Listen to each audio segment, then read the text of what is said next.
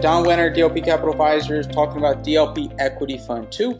As many of you have seen over the last couple weeks, we're at our deadline here next week, August 15th, to get into this fund before the premium comes into play for any investors who join after August 15th. And we'll talk more about that in a little bit. So we've had a huge amount of excitement and rush to get into this fund by the 15th. We brought in about as much capital in the past 2 weeks, I think, as we brought in the first 3 months of the fund, as everybody wants to get in at the lowest price that possible, at the $1,000 per unit price. So hopefully after hearing more tonight, that will help push you over the edge and making the decision to move forward and jump into this fund before that deadline. So first, I'm going to tell you a little bit about myself, DLP Capital. I'm going to make that quite a bit short here because I got some exciting things to tell you about within the Equity Fund 2, some updates for some of you who have been on these webinars in the past, quite a bit of new content here we're going to talk about today. So for anybody who is new, and there are a few names on the list here who I have personally never spoken with, so maybe some of this will be brand new to you. But I'm the founder and CEO of DLP Capital, 11 years now in real estate, close to 6,000 transactions, $750 million, including well over 800 transactions as the owner, ranked in the top 10 real estate professionals in the U.S. the last couple of years through the Wall Street Journal. And I am the CEO of a family of real estate companies that you'll see here in a moment.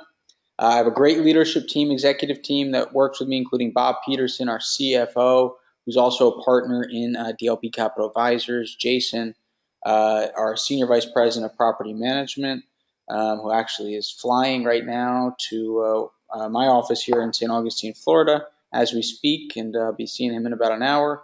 Larry Greenberg, our Head of Construction, round out the executive team with myself and Bob.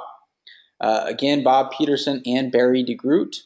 Barry's our general counsel. Both of them are partners in DLP Capital Advisors. You can see their incredible biographies, background before joining DLP, and they've both done some amazing things over the last few years here at DLP. Fortunate to have their talents and huge integral parts of our past few years, as well as the growth plans you're going to hear more about ahead. We have a phenomenal team here all together at DLP Capital. You'll see all the different key leaders here in DLP Capital Advisors, including Larry Hickernell, who many of you have spoken with, our investor success manager. Ken Gross, actually, who was the first property manager I ever hired about 6-7 years ago, actually just transitioned out of our property management company into a first ever role we've had of an investment manager focused strictly on the investments themselves instead of on the property management side of the operation. Jeff Miggins is our Director of Accounting. He was my CPA, did all my tax work as a public accountant for 6-7 years, came in-house to handle tax expertise. Matt Johns, our controller, been with us a few months now, has been an incredible number 2 in our accounting team. Pat Szymanczyk does all of our analysis work, and many of you know Mandy, our investment coordinator. You see here a list of all the different companies and brands that we manage that all work together in executing our investment strategies, including the DLP Equity Fund 2 you're going to hear more about. Our newest website and brand per se is dlpcrowd.com. For any of our existing investors on here tonight, have probably already been on here. This is our new investor portal. It's also an amazing place if you're looking at investing with us to learn more about our different funds. So on this website, you're able to see all the past financials, the audits, the quarterly reports, webinars like the one we're on today, all the fund documents, everything about all of our funds. And then as an investor, you're able to see your distribution history, your returns month by month, quarter by quarter, all the signed documents you have with us, 24/7 access to your accounts. Pretty awesome system. We rolled it out about 3 weeks ago and have had rave reviews from our investors. So pretty excited about that. If you haven't checked it out, please do so. Go to dlpcrowd.com. So as I showed you a whole bunch of different companies we run, there are really 6 main brands behind what we do, and then we're going to get into the DLP Equity Fund 2 here specifically in a minute. But DLP Capital Advisors is the fund manager that manages our 5 private investment funds, including DLP Equity Fund 2. Direct Lending Partner is our private lending arm, doesn't really have much to do with DLP Equity Fund 2, but with our other strategies, the DLP Lending Fund, Income and Growth Fund, that's the lending arm of our company. DLP Acquisitions is our brand that we use to go out there and acquire multifamily properties. So this directly affects DLP Equity Fund 2. If you were an owner of a 100-unit apartment community that we wanted to buy, you would know us as DLP Acquisitions. DLP Builders is our construction arm of our company. DLP Realty is our real estate brokerage arm, our most well-known company, how we started 10, 11 years ago. And then DLP Property Management, you guessed it, is our property management arm. So how we got started 11 years ago as a real estate agent, about 10 years ago started flipping homes. 6 years ago, we really started building a rental portfolio when the market came close to the bottom, started bottoming out.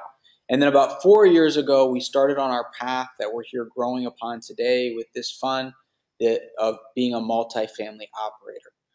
So it's been our number one focus at DLP for the last 4 years has been on multifamily acquisitions and operations, which is pretty much exclusively what the DLP Equity Fund 2 focuses on. A snapshot of where we're at today in our performance history. We've achieved our fixed and our preferred return targets in every one of our funds every single month since they've been opened.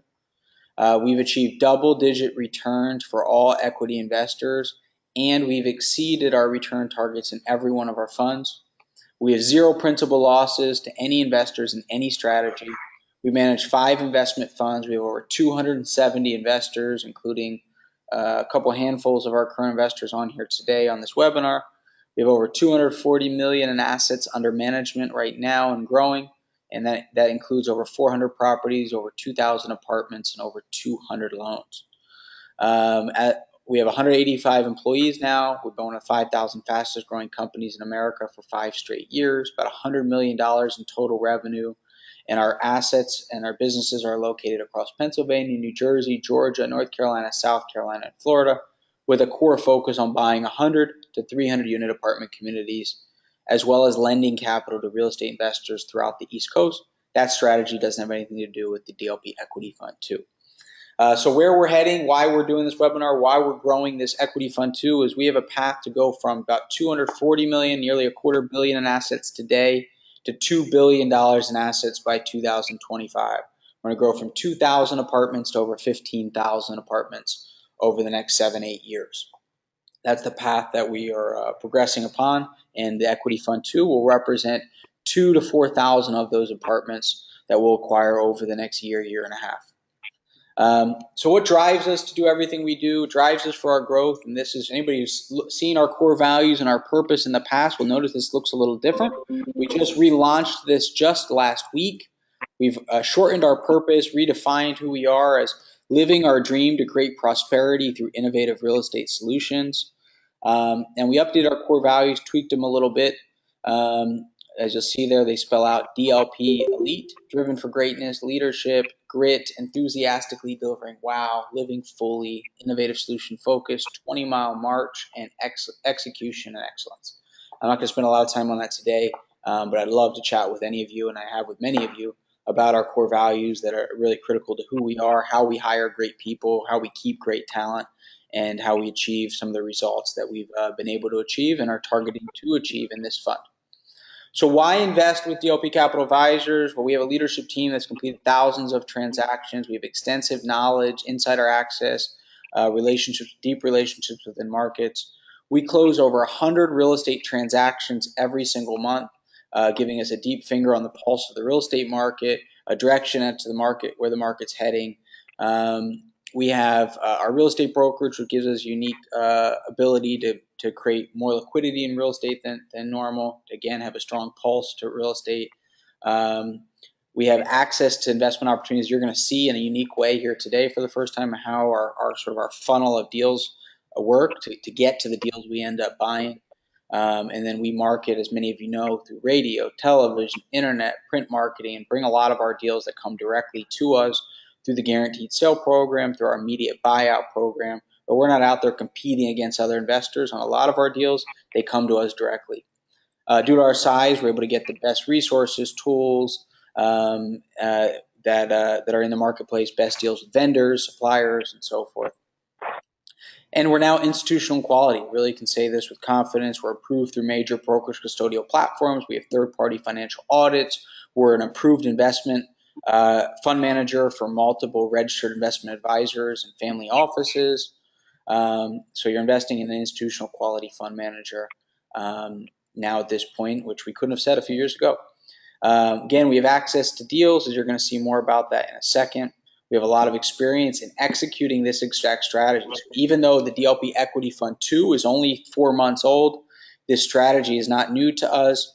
These are some of the properties we've bought over the last few years: 128 unit in Greensboro, North Carolina, 64 unit property in Jacksonville, 56 unit property in Daytona Beach, 64 unit in Jessup, Georgia. Those are some of the multifamily properties we manage, and I've acquired all those properties over the past year.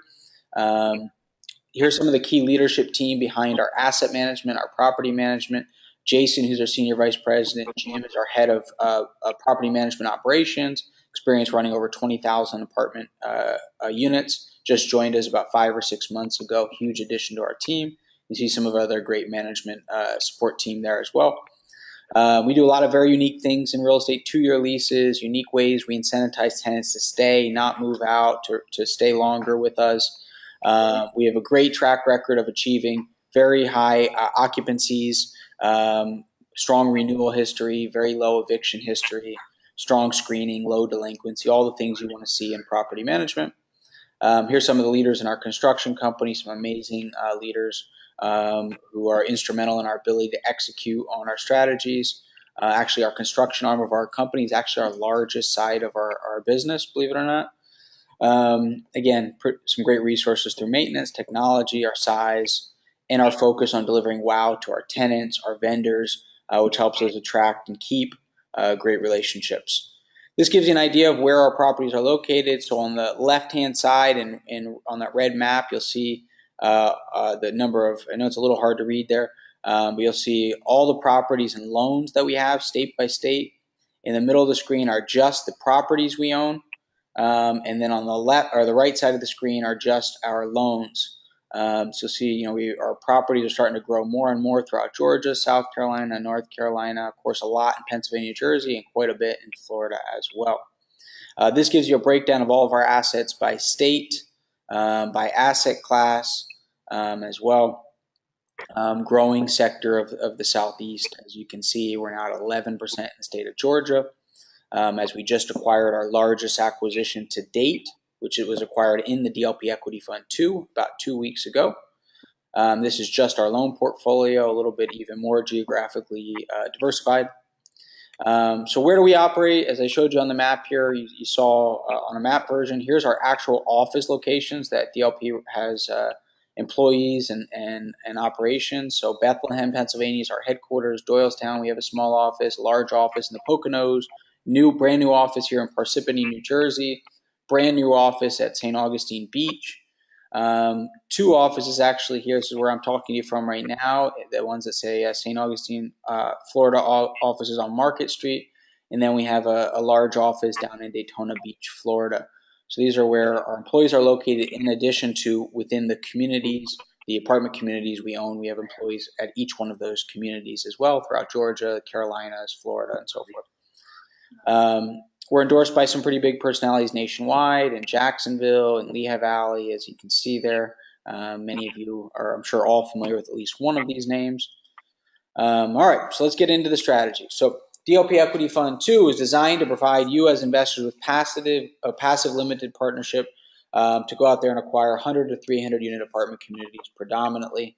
The fund may invest into single family or other income producing real estate on a very small scale. It hasn't done so and don't anticipate doing so anytime in the near future. We leverage all those resources we just talked about. The fund has a 10-year investment perspective. Doesn't mean the fund's going to be open for a full 10 years, but it'll likely be open 7, 8, 9 years. It's going to focus on generating double-digit asset level cash flow, just cash flow of rental operations, while increasing the value of the property and providing you with tax shelters. It's designed to provide you with an overall 17% annual net return, 17% net annual return. And I'm going to show you how we get to that in a moment, while providing you with liquidity, at least liquidity compared to most real estate investment, real estate equity investments. You can get out of the fund if you need to over the 8 to 10 year horizon. You're not stuck that entire time. If you need to get out, you can do so with a 120-day notice. And we provide you with consistent quarterly distributions. As the fund matures, we may even move to monthly distributions, but to start, quarterly distribution each and every quarter. So you get to be a passive owner in multifamily. It's the highest projected return in any of our funds, any of our active funds. Long-term wealth creation, tax advantageous. You can invest right through your brokerage account, as many of you have done. What we're doing is going out there buying multifamily properties, usually distressed and undervalued properties. 60 to 300 unit is the range we're typically buying in. We're going to improve those properties through stronger management, through physical improvements. Usually it's taking us 3 months to 15 months to get the properties running really well with an objective of owning the property for at least 5 years. This is a quick overview of our acquisition criteria. We're buying in those states that we already own properties in: Florida, PA, Georgia, North Carolina, South Carolina. We'll look at other states, but that's really where all of our assets are currently. Our big focus is generating at least a 9% cap rate within a year of purchase. That's if we bought the property all cash, what our return would be just from rental operations, and then at least a 12% cash on cash return just from rental operations, factoring in the leverage that we're going to utilize. So this gives you a funnel of how we go about this process. So people might think, well, how hard is it to go buy an apartment community? They're all over the place, right? Well, to buy deals that generate these kind of returns in today's incredibly, probably most competitive environment ever in multifamily and most real estate asset classes, but certainly multifamily, it's the most competitive market ever, more money than ever trying to go into multifamily real estate. It takes a lot of time, work, and effort to get these kind of deals. They're not just available that tomorrow I can say, all right, I want to go buy a few deals that generate 9 cap rates. It takes a lot of effort to find the deals that can generate these kind of returns. So every month we end up reviewing, doing some level of underwriting 300 to 500 deals. Those deals come to us through brokers, through other investors, through banks, through auctions. We do some initial analysis on those deals and determine if they're worth us doing a full valuation. Out of those 300 to 500 deals, we take 40 to 50 of those deals every month that we go into full valuation, where we'll do full financial analysis. We'll evaluate the rent rolls, the operating statements, the leases. We'll do a complete investment analysis. We'll evaluate CoStar underwriting reports, very detailed, deep underwriting reports on the properties. We'll pull crime reports, really do a pretty deep dive on those properties. Then out of those properties, we'll take 20 to 30 that we think we might be able to get our yield on. There's a chance at least. And we'll actually go out and we'll walk those properties. We'll walk through 10 apartments, 20 apartments, 30 apartments, 50 apartments. We'll go look at competing properties. We'll evaluate the quality of the tenant, the quality of the management, look for inefficiencies, evaluate the location, the population growth, all kinds of detailed analysis in the field. We'll go and talk to competitive managers at some of the other communities. We'll try to get a feel for the condition, the desirability of the property. Out of those 20 to 30 properties, we'll then go and put offers out on anywhere from 15 to 20 properties every single month, where we'll put a full offering package out, showing why our offers are very strong, our ability to execute, our experience, our track record. Out of those 15 to 20 offers that started with looking at 300 to 500 deals, we narrowed down all the way down to about 3 or 4% of those deals that we put offers on.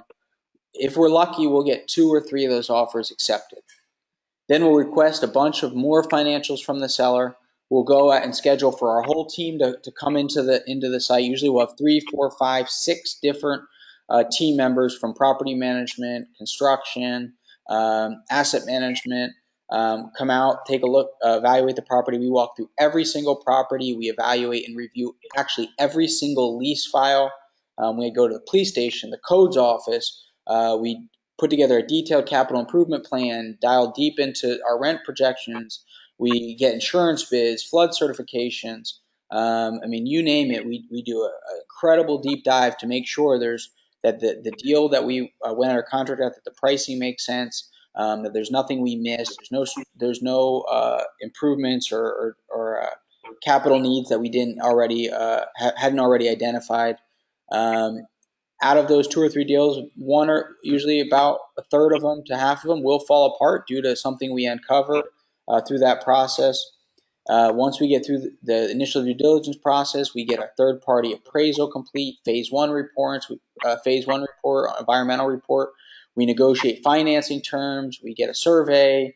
We do a deep asset onboarding process. We have to hire on-site management and maintenance. Then we get the deal closed. Then it's heavy lifting for a few weeks to onboard that property into our software, into integrating and taking over and transitioning all the processes. Deep process throughout this entire process, which typically takes about 75 days. Once we get a deal under contract, this whole process takes typically 3 to 4 months. We're meeting every single week.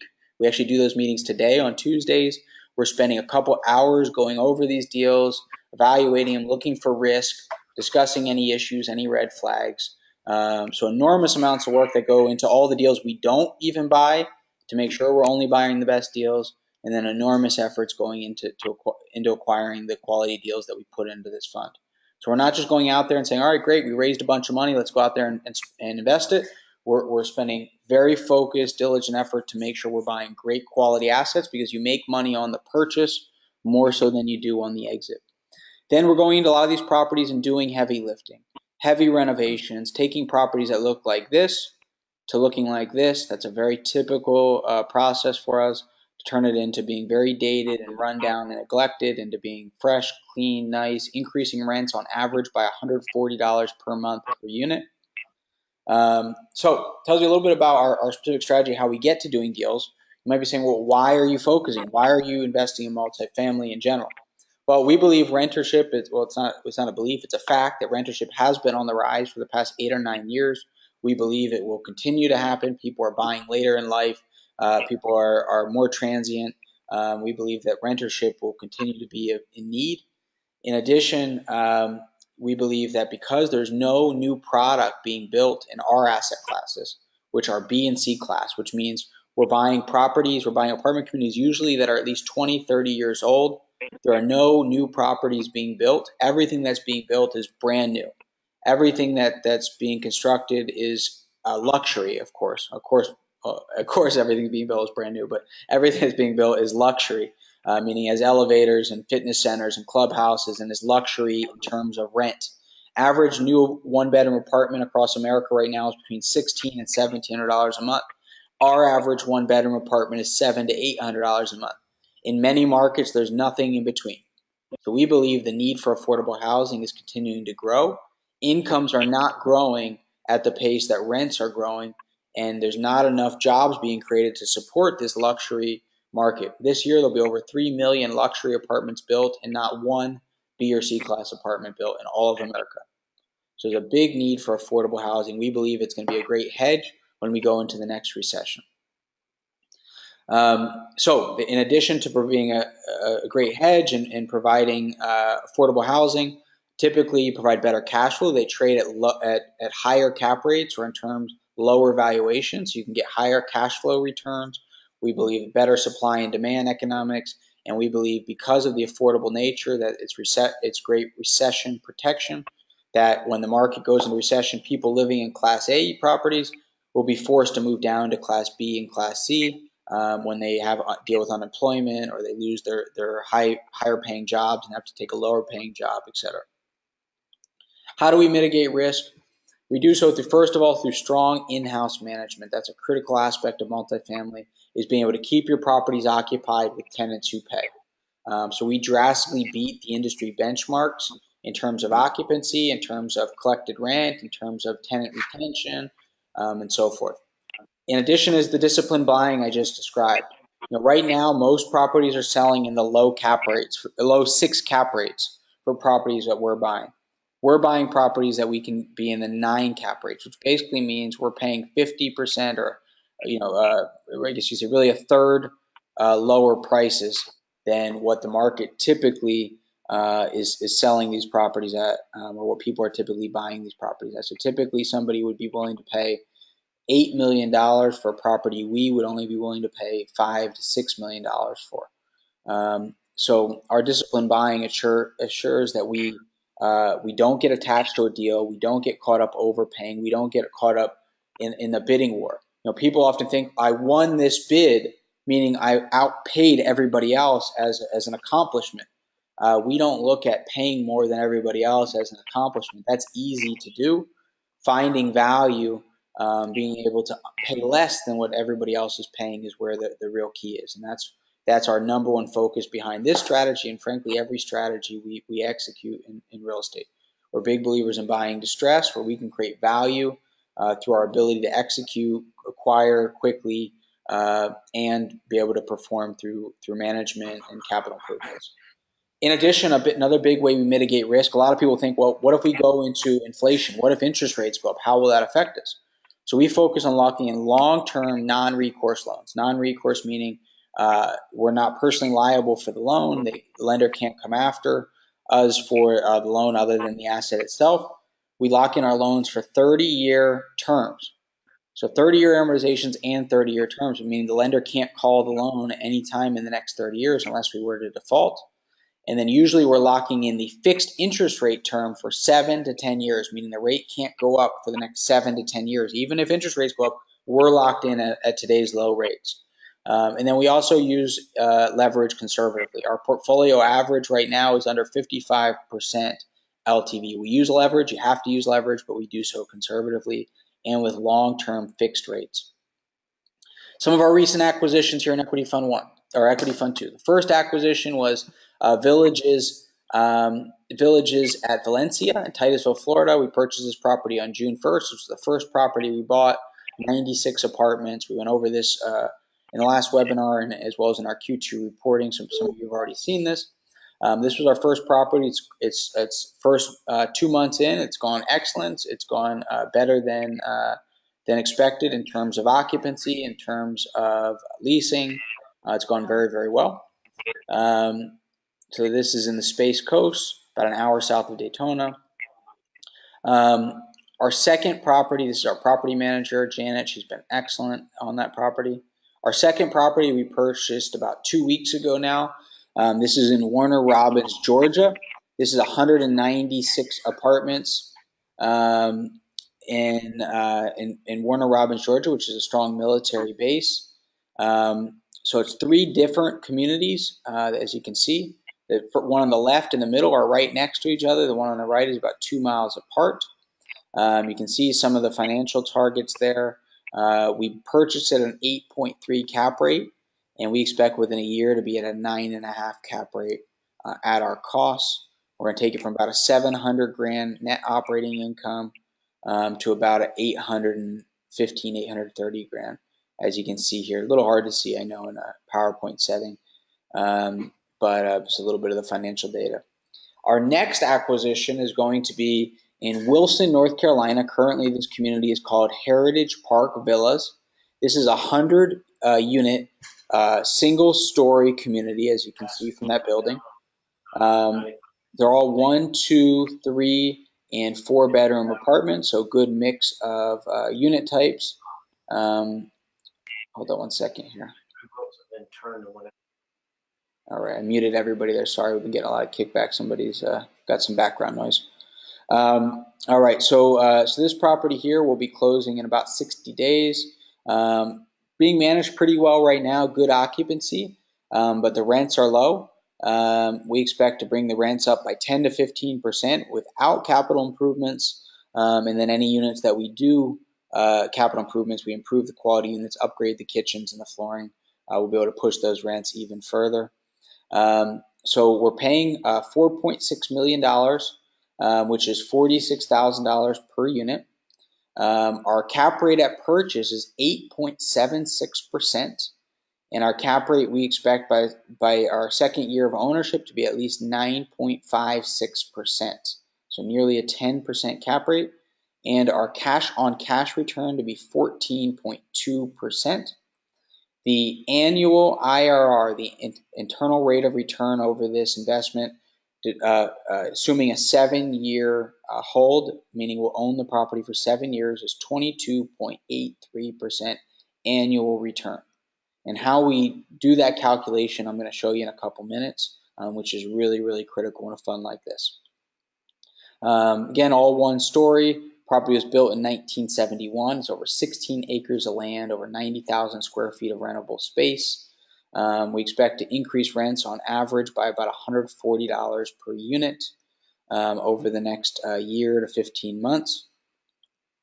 So let's go over the overall numbers in this fund. So again, this is an 8 to 10 year fund. We started taking investments in March, end of March, March 23rd, I believe was the first day we took in investments of this year. We bought our first property June 1st, as I just showed you, and we expect we'll be making investments through sometime in the second half of 2018. We'll probably stop taking in investments from investors, stop taking in capital sometime around Q2 of next year. So we'll be open for investors for another 9-10 months is what we expect. This fund distributes on a quarterly basis. Is a 7% preferred return, meaning you earn 7% return on your money on an annualized basis before DLP earns any returns, any profits. The targeted annual return is 17% net to investors. And again, I'm going to show you how we calculate that in a minute. Our management fee is 1.5%. That 7% preferred return and 17% overall return are both net of that management fee. The split of returns after we achieve your 7% preferred return is 80% to you as the investor, 20% to us as the manager. Yet we have benefits of leverage in this strategy, so we do utilize bank leverage as we talked about, long-term, non-recourse, fixed loans. You can invest directly through your brokerage account, and there are great tax shelters, tax deferral mainly through depreciation. So the bulk of the returns that we pay out to you from cash flow are going to be deferred from tax through depreciation. Our goal is to distribute to you 8 to 9% return on your money each year through the operation of the fund. So the 7% preferred return plus another 1 to 2% paid out on a quarterly basis. So in really simple terms, our goal is to distribute to you 2% dividend or distribution every quarter, which would be 8% annually. Most of that 8% return will be deferred from tax. So if you invested $250,000 and you redistributed to you $20,000 in cash flow, somewhere between $15,000 to $20,000 of that cash flow we expect to be deferred from tax through depreciation. And then the rest of the return, all the return over that 8-9% is going to come at the end of the fund when we wind down the portfolio, bringing the overall return to over 17%. So we expect to return to you 8-9% each year through operation, and then at the end of the fund, return back to you 2 times your initial investment. So where we're at with this fund today, we've been open now for about 4 months. We've been taking in capital commitments. We're a little over $7 million now invested in 4 months. We've purchased over $11 million in properties with a little over $5 million in properties pending right now. We expect from today through the end of this year, these next 4.5, a little under 5 months, we'll bring in a little over $10 million in additional capital, bringing us to about $17 million of investor capital in this fund. And we'll utilize that money to acquire another $25 million in properties, bringing us to about $35 to $40 million in properties owned by the end of this year. The maximum size of this fund will be about $40 million in investor capital and about $100 million in total real estate value. As many of you know, the deadline is next week, August 15th, to get in at the $1,000 per unit pricing. After August 15th, there'll be a 7% annualized premium above that $1,000 per unit price. We're doing that to make it fair to the investors who come in now. So if you came into the fund today and another investor comes in 3 months and 6 months, we want to make it fair that they're not coming in and reaping the value we've created over that 3-6 months that you've been invested, the increased value of the real estate portfolio as we exercise our improvement plans. So it's the goal of it is not to penalize people to come in later as much as it is to make it fair to investors who've been in initially. So I know a lot of people, August 15th, that's only a few days away. A common question we've been getting is, what if you have to move money around or have to exit something and you don't have the money by August 15th? As long as you make the commitment, you sign the documents, and you make the commitment by August 15th, we can work with you on the timing of the capital to come in, as long as you've committed and you're in the fund before the 15th deadline. So we can chat with you about your specific situation, and helping you get in there at the $1,000 per unit pricing. Again, you can invest through all of the major brokerage custodial platforms. So I want to touch on this 17% IRR, and then I'm going to open it up to questions.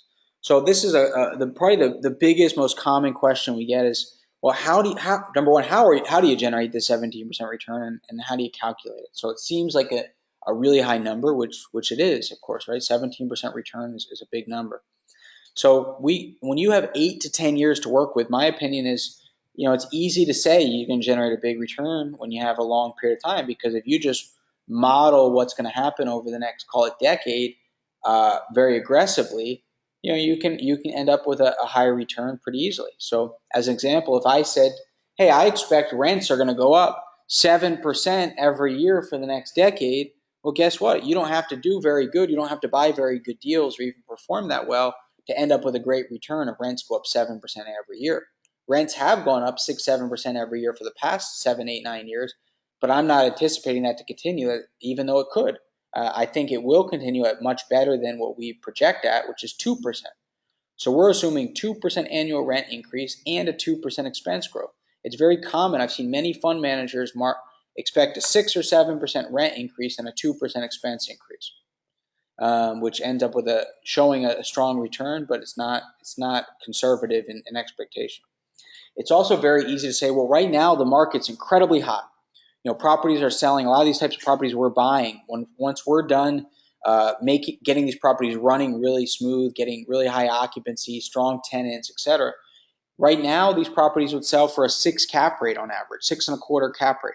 It's easy for me to say, well, it's likely that in 8, 9, 10 years, properties will still sell at a 6 cap rate or 6.25 cap rate.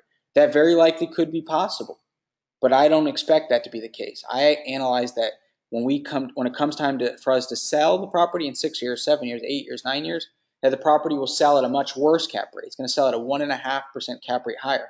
So if it would be a 6.25 today, we're going to assume that we'll only be able to sell it for a 7.75% cap rate when it comes time to sell it, which is about as conservative as I've seen any fund manager, frankly, analyze and expect when it comes time to exit.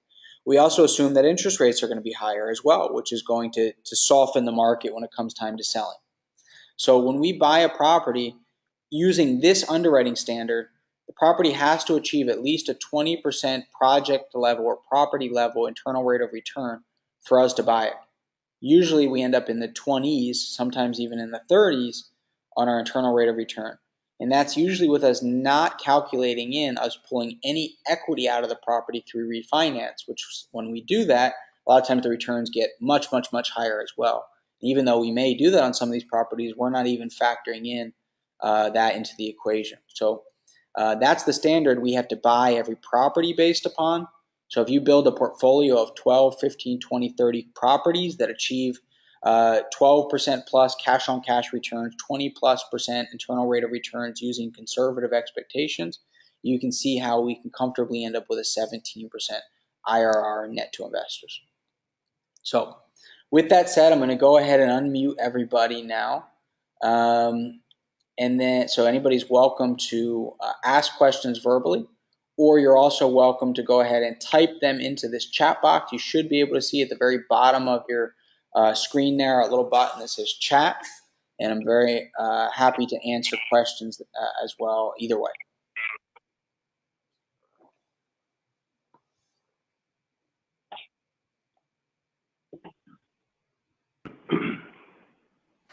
And quiet group here, quiet group. Many of you have seen this, I know, a few times, but I know what I tried to do here is in this presentation, is I think a lot of you have seen it before, is incorporate all the kind of questions we've been getting into this updated presentation format. And then reminder, anybody who wants to dive deeper into this fund, into the strategy, go to DLP Crowd. You can see the actual fund documents, all the details on the properties we've already acquired, everything you could want to see. And then this webinar will actually get uploaded into DLP Crowd in the next couple of days as well, if you wanted to go back and re-listen to anything as well.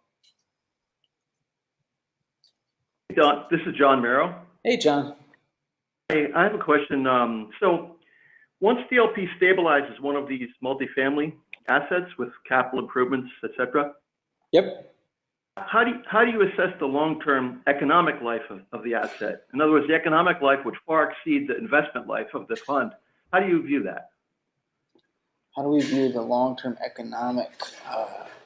So as far as, how do we evaluate how long we're going to own the property, or explain me a little bit more what you mean by that? Yeah, in other words, well, I guess the fund investment life, I guess, suppose near the sort of terms you've been talking about, let's say years, whatever. But once you've improved the property, you've built in an economic life that's going to be like probably decades. Yeah.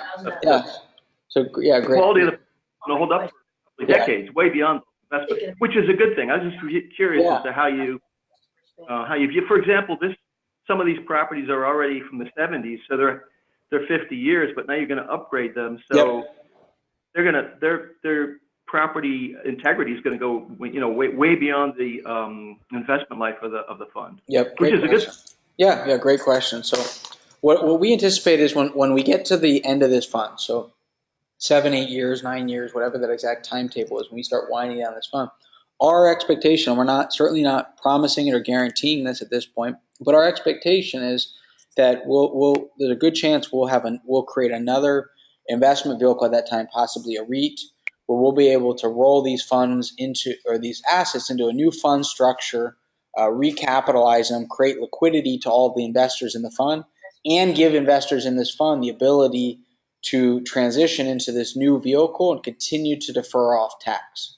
So I know that's an important thing to a lot of investors, that if I'm generating to you 17% annual returns and you make huge 200% return on your money over the course of this investment, you might be saying, well, I don't want to pay that tax bill. I want to keep pushing that tax bill down the line and keep generating strong returns. So we do anticipate creating a vehicle at that time that investors who want to stay in and continue to defer tax and continue to get the benefits of these double-digit cash flow operations or operational returns coming out of these properties can do so. But investors who want to exit will be able to as well. Okay, great. So that economic life can really far exceed the initial fund term of life. Exactly. Yeah, that's okay. Thank you. Exactly. Great. One of the questions typed in here was can the minimum investment come from different accounts, i.e. IRA accounts, some from non-IRA accounts? Yes, absolutely. So you can invest with us and have some of the money come from a husband's account, wife's account, IRA accounts, non-IRA accounts, 3 different IRA accounts. It makes no difference to us. We've done that many different times. So yeah, we can certainly structure the investment from multiple different accounts. Great question. All right, so I got another one here. This is a long one here. So my concern is with all the crazy geopolitical national threats going on in the world, i.e. North Korea. I'd like to mention to you that our funds properties need to be protected by insurance against that risk. The policies need to provide protection against nuclear, terroristic attacks, etc. So we do have terrorist coverage in our insurance policies. It is a unique thing. Again, we talk about our scale and our size. One of the things we've been able to do is go to market, and we just redid this again in July. We've been able to go to market and negotiate with the very best insurance companies in the country and put a master insurance policy in place. And because we have such great geographic diversity across our portfolio now, we've been able to negotiate really great pricing, which benefits us all, and really great terms with insurance companies, because with properties so geographically dispersed, there's no terroristic attack or Mother Nature event that can really knock out our whole portfolio from any practical. Or if it did, none of this matters, right? So we've been able to get really great pricing and also really amazing coverage as well. through this master umbrella policy that we have. And happy to go over those details with you directly and give you that confidence in that coverage. And frankly, our insurance pricing that we pay in the fund is probably a 30 to 60% less than what any of you'd be able to go out there and get pricing on any of these properties on your own, or any smaller operators would be able to go get a policy on any one of these properties. If we're paying 30 grand for that Warner Robins portfolio for insurance, I don't even think it's 30 grand. If that was the only property you owned, or you went to get an insurance policy just on that portfolio, you'd probably spend $50,000 to $60,000 for inferior coverage. So it's been one of our advantages of our growth. It's been able to help us a lot from mitigating risk through insurance. So great question. All right, awesome. Anybody else? Any questions? Any last questions? I'm not gonna hold you and force you guys to ask questions, because I actually have, and so does Larry, open houses tonight for our kids in VPK here. So we're both going to be with our wives getting open houses for our kids starting school here shortly. But any other last questions anybody has? Sounds like they're going to be living in Florida. They are, yeah. They're both starting school actually in the neighborhood. Larry and I have homes in here in St. Augustine, Florida. All right. Well, then I will wrap up. Of course, as always, feel free to shoot myself or Larry any individual questions you might have. And then, of course, we'll be available to reach out to each of you after this. We'll send out this recording and answer any questions anybody has between now and the 15th. I know a number of you are working to finalize things between now and then. So thank you, everybody, for your time this evening, as always, and have a great rest of your week. Thank you.